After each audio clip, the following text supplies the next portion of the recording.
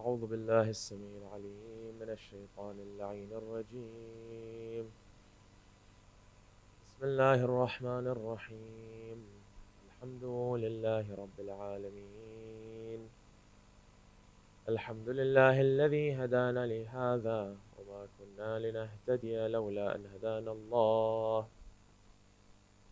ثم الصلاة والسلام على سيدنا وحبيب قلوبنا وشفيع ذنوبنا وطبيب نفوسنا محمد بن عبد الله وعلى أهل بيته الطيبين الطاهرين.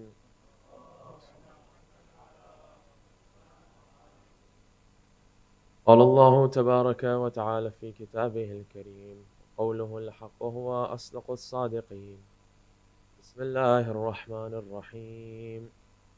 والذين جاهدوا فينا لنهدينهم سبلنا وإن الله لمع المحسنين. آمنا بالله صدق الله العلي العظيم. اللهم صل. Respected elders, brothers, sisters, Assalamu alaikum jami'an wa rahmatullahi wa barakatuh. I begin by speaking as for what the traditions of the Ahlul Bayt told us, that on the Day of Judgment, God will ask us that if you wanted my mercy and my thanks, were you firstly merciful and thankful to the people on earth? So based on that, I extend my gratitude firstly to the MC and the EC for this opportunity that I was given the tawfiq to speak to yourselves for the past few nights, share verses of the Quran, a hadith from the Ahlul Bayt alayhimus salam. I thank you all for giving me the opportunity that you came here and you listened as well. The Quran is clear that any good comes from Allah and all wrong comes from ourselves. So if I've slipped or fallen short, I ask you to please forgive me for that. At the beginning of every talk, we discussed a few points on tabligh. We touched upon how there are positives in ourselves, in our family, in our community, but whenever there's something positive, the reason we have the Ahlul Bayt as our guides is that they are unattainable, unachievable. If you have a goal in life which is achievable, there will be a time when you wake up in the morning and you won't have anything to push yourself out of bed for. If you wanted to buy a house, the day you bought a house, then the next morning there's no need for you to wake up. Once you attain a certain amount of wealth, when you do that, then you begin to wonder, what am I going to do? I've attained it now. You read the biographies of every uber wealthy individual. They started off, a lot of them started off with nothing. They aimed to become the richest of the rich. They wanted to become independent people from what's in the hands of man. And finally, even if it might have taken 50, 60, 80 years, some of them 20 years, some of them 60 years, but once they achieved the billions that they wanted, then the same thing that they struggled for 60 years, what do they do with that? They now struggle to give that away. It shows that this wasn't a true goal, that once you attained it, you now don't want it anymore. You realize that it's no good for you. It's actually better in the hands of other people. So now you look for openings to give it out to people. That's why we have Ahlul Bayt alayhimus salam as our guides, because they're unattainable. So every day you and I wake up, we can become that much more better. As a Shia specifically, we should never settle for second best. In every walk of life that we take, we should be trying to become the best that we can at it. At work, at being a father, at being a student, at being a preacher, at being a reciter, whatever it may be. There's always something else that I can add to. Out of all the positives, we then started looking at things that we could possibly change in our community. One of the things I mentioned is about welcoming people of different cultures. You know, one of the beauties of going to Regent's Park Mosque in central London is that you walk in and you just see a sea of different colors.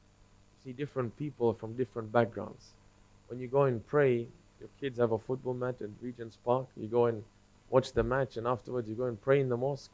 And whatever time it is, you know that you'll walk in and there is going to be a jama'ah taking place. You know that somebody else will have walked in late and they will take the hand of somebody else next to them and they'll go and they'll start salah. But the sad thing is, when you go to the airport, you know who the Shia are. Because when you go to the prayer room, the ones praying at the back by themselves, those are the Shia. Normally. But the ones who go in and they're praying together, one after the other, we might be going to ziyarah together. We might end up in Doha, for example, for a few hours, and it'll be salah time, and we'll both walk into the prayer hall together, and you'll pray and I'll pray separately. It seems to go against the ethos of these men and women that we follow. That if that man on that day was willing to give up 2 of his soldiers of 72 so that they could establish salah, not just salah, salatul jama'ah together, it shows you and me the emphasis that's being placed there. So we looked at how we should be open in our hands, in our arms, in our hearts, welcoming people into our community. One of the first things I mentioned, and I told you that alhamdulillah you've got it right, and I praise you for it, and we should thank whoever it was in your community who established that, but just the name of your center makes a big difference.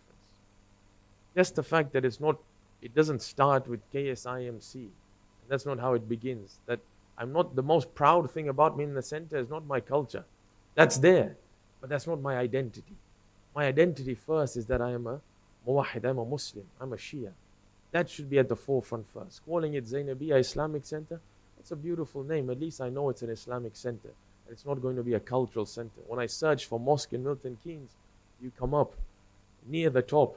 That's encouragement for me to come and sit with you, share and break bread with you, and listen to the speeches that are taking place. Yesterday night in Watford, there was the Sham Ghariba Majlis.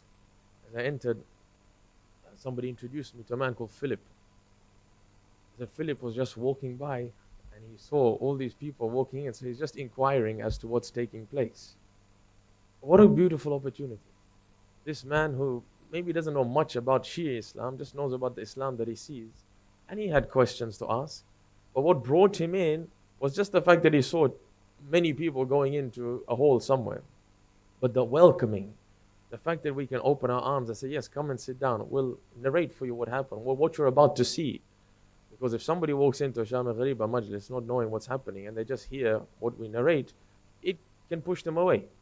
But the fact that you can have somebody who'll sit with you and say, this is what you're about to hear. This is why you're going to hear it. This is why we cry. I don't see any other religion, leave alone sect, where a group of people in their thousands, year on year, will shift their timetable on a daily basis, even if it be for 10 days, and they'll come and they'll gather, and they'll make the effort with their children, and they'll lament and they'll cry and their grief, and then they'll go back to their daily life after 12 days. It doesn't happen. Ramadan, we change a bit, but Muharram, honestly, we change our lives in order to commemorate Imam al-Hussain. This is a fakhr and a pride that, alhamdulillah, we've been brought up on this path. That Arabic poet, he says it so beautifully about our parents and the reason why we're sitting here. He says, La عذب الله أمي. May Allah never punish my mother. فإنها شربت من حب الوصي. Because she drank from the love of the wasi. وغذتني باللبن. She drank the love of the wasi, and her milk had the love of this man within. وغذتني باللبن. So when I drank her milk, by definition, I drank the love of the wasi. وَكَانَ لِي وَالِدٌ. And I had a father. It wasn't just a mother. I had a father. يَهْوَى أَبَا حَسَنٍ. He was infatuated with Abul Hasan. When he went out to work, he didn't work like people of the dunya. He worked like Abul Hasan. He brought in halal. When he nurtured me, he sat down with me. He taught me about my faith. That's what Abul Hasan did. وَكَانَ لِي وَالِدٌ يَهْوَى أَبَا حَسَنٍ. So it should come as no surprise to you. فَصِرْتُ مِنْ ذِي وَذَا أَهْوَى أَبَا حَسَنٍ.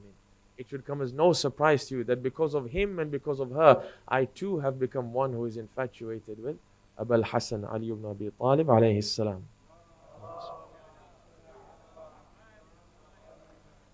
Another point on tabligh that we touched upon is it's not just inviting people from outside of different faiths. It's also people of our own creed. That sometimes a lady might come wearing a different dress than you expect her to wear in Muharram. A child might come wearing a different type of clothing, a different type of haircut. He might come with an earring. For me, just to throw that individual aside. He might come with just tattoos all over his body. It might seem odd to me. But that's not a reason to throw this child aside. That's not a reason to throw this woman aside. That's not a reason not to greet them. Especially when I have a small community, I know everybody's face. The day I see a face of somebody I don't know, that onus is on me. to integrate that person and bring them in, to try and tell that person that normally we wear black in these days and explain why. Maybe they haven't had somebody explaining why to them. Maybe they've been pushed away by previous communities they've gone to. This is an opportunity for you and me.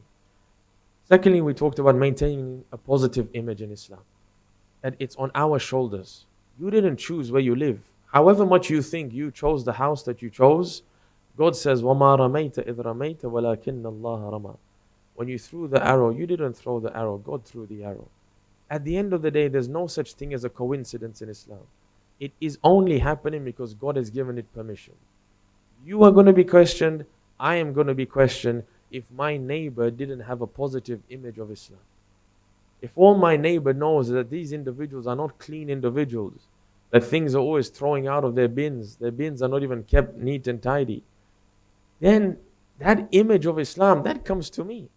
An-nidafatu nisful iman. Cleanliness is half of iman. Just a simple example. Sometimes you have neighbors, all you can hear is they're screaming at their kids. And you think, this is the religion that they follow. It comes down on the religion. Nobody is going to say, you, Ali, you are like this. What happens to us because of how tight-knit we are as an ummah is that we all get paintbrushed. It's the Muslims who do this. So realize that every step that you take, it's not just your reputation and my reputation that we're upholding, but we're upholding and representing an entire faith. Third point, we talked about ensuring that we take to task our scholars, our reciters, to ensure that we only speak the truth. Nobody should have the right to sit on a pulpit or to speak or to recite and say what they please without having research and have backing for what they say. The very least, when you ask someone, they should be able to say, this is my backing. This is where I got the ahadith from. This is the references of the Quran. This idea that I said, this is why I came up with it.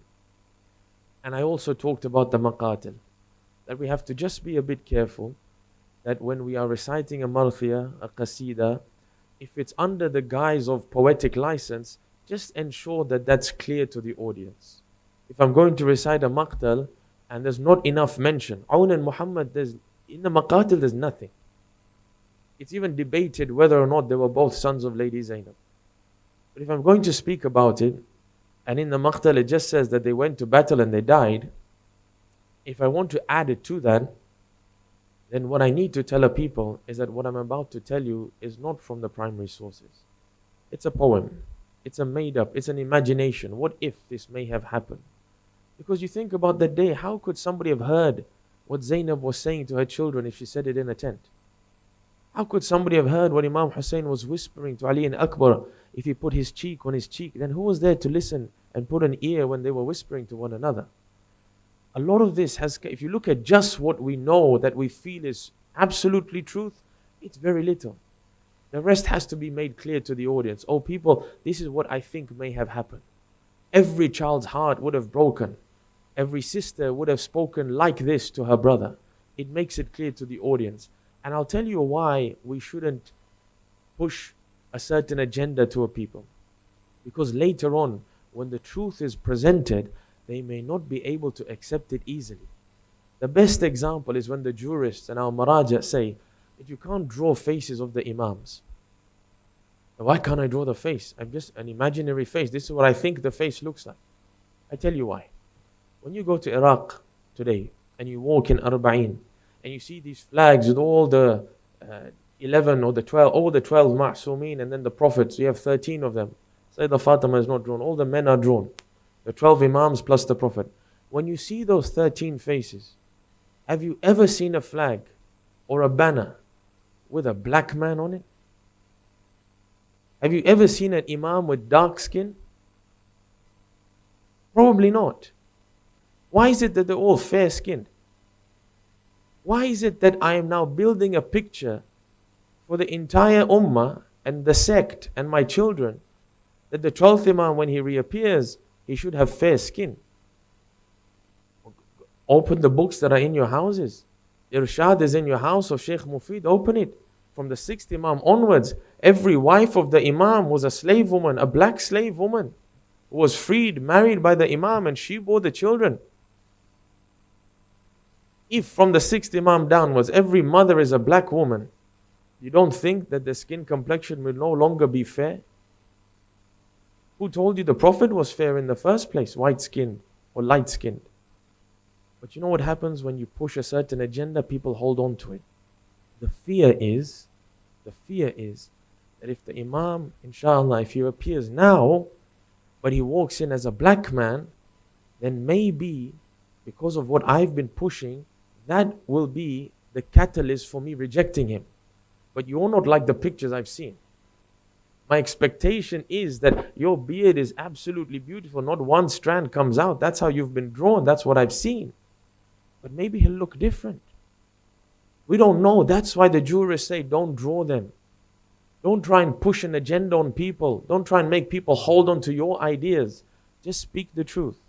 And when it's something outside of the truth, when you don't have sources for it, then let the people know that what I'm saying is just a poet's rendition of what may have happened on that day. And finally, I talked about interfaith. I talked about how important it is to build bridges with other monotheistic communities in order to appreciate their actions, their method of prayer. I told you the similarities. I was at a temple once, a synagogue, for an interfaith discussion.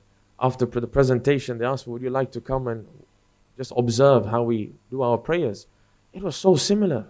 At the sajda, there was a direction and they went flat on the ground on their stomachs, speaking out to God. There is a link there, but that needs to be harbored and nurtured so that we can appreciate one another and learn from one another. That was our points on tabligh as a wrap up. Today I wish to use the final few moments just to wrap up what we've been saying and conclude. Allah subhanahu wa ta'ala has given us the tawfiq to uphold these first 10 days of Muharram once again. It's a time when we feed off one another's energy. It's a time when this revolutionary spirit comes about, a time where we serve in a selfless fashion. If you've been for Arba'een, if you haven't, I encourage you to go, and inshallah Allah gives us all the tawfiq to go to Ziyarah Imam AliHussain in Arba'een. When you go, you see individuals are absolutely selfless. You have to ask yourselves, what brings about just individuals like this? That you save up whatever amount of money you can, and you take a table out in the street. And if nothing else, then you just buy water. And if you can't buy sealed water, then you'll see bathtubs with people putting in their buckets and then filling up cups. What makes you do that? What drives you to do that? You find the hadith of the Imams where they say, within every believer is the love of Hussein. It's ignited like a fire, it won't extinguish. It's there, the youngsters are there giving sweets. You can't even say no to this child. Comes and gives you a lollipop in your hand. And you just accept it because it's just a selfless act of love.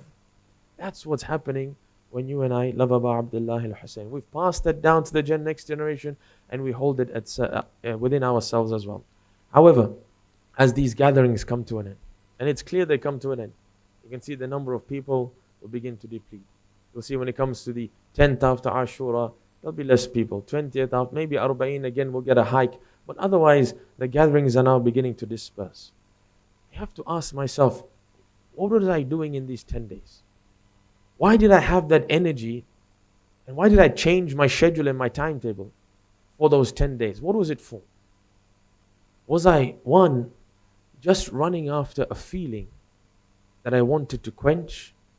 Or was I actually running for the sake of God and upholding what Hussein wanted me to uphold? If it's a feeling, then I'll enter the 10 days of Muharram and exit the very same man or woman that I was.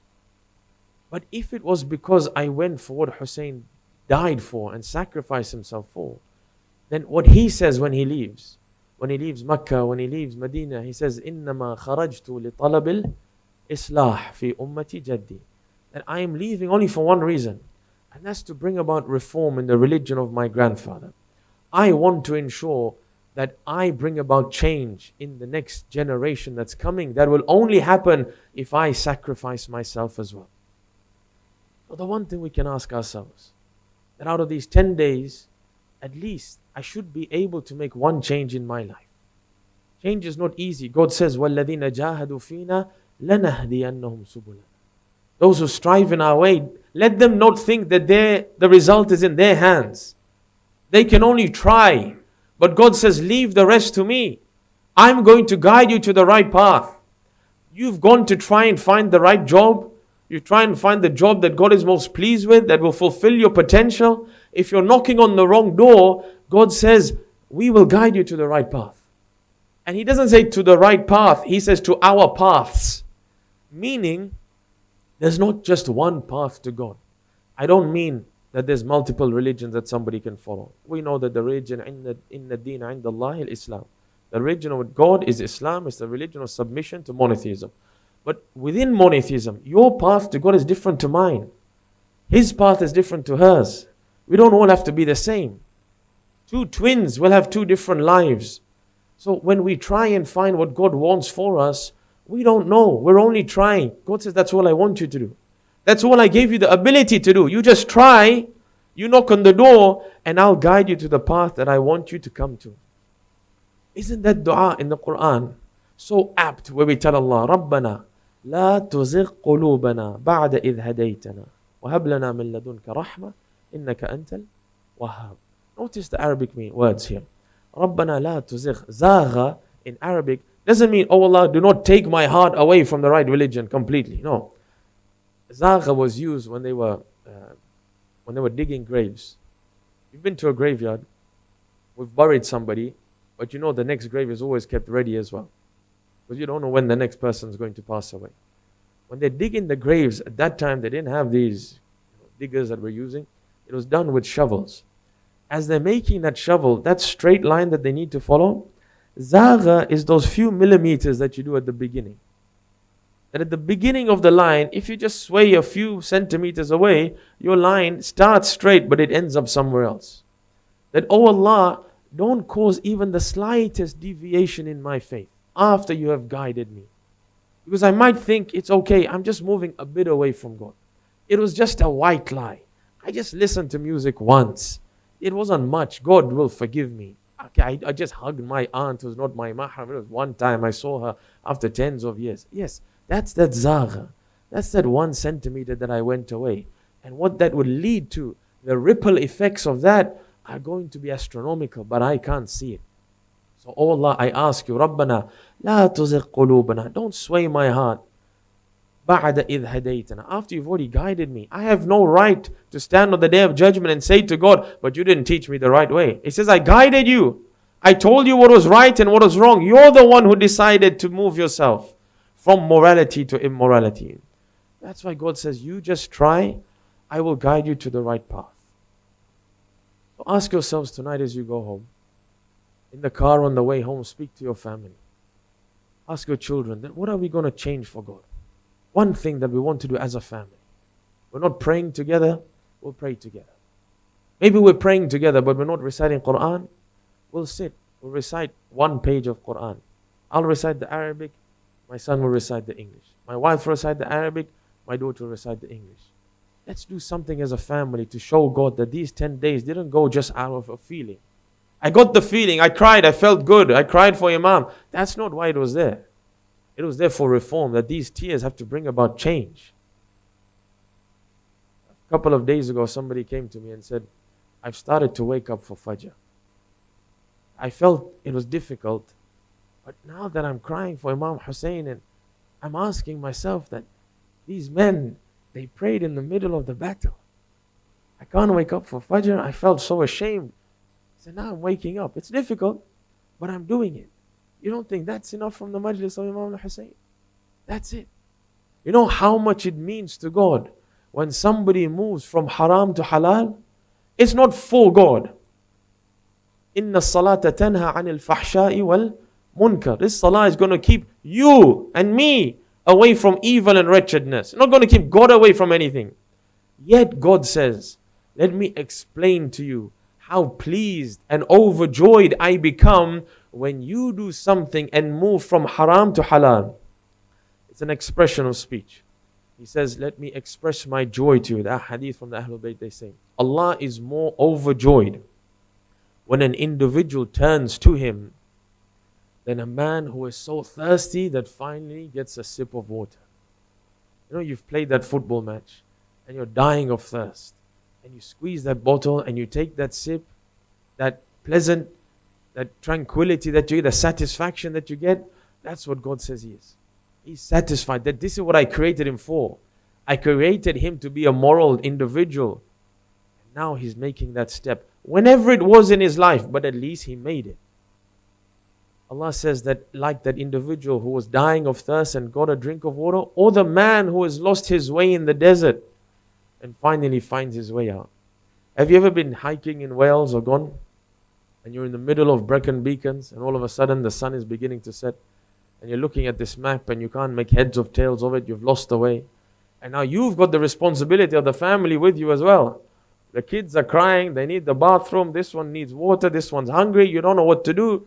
Finally you meet somebody and they tell you that satisfaction that you get, that I'm out of here now.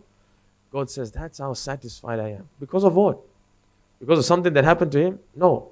Because of the morality that was instilled by us.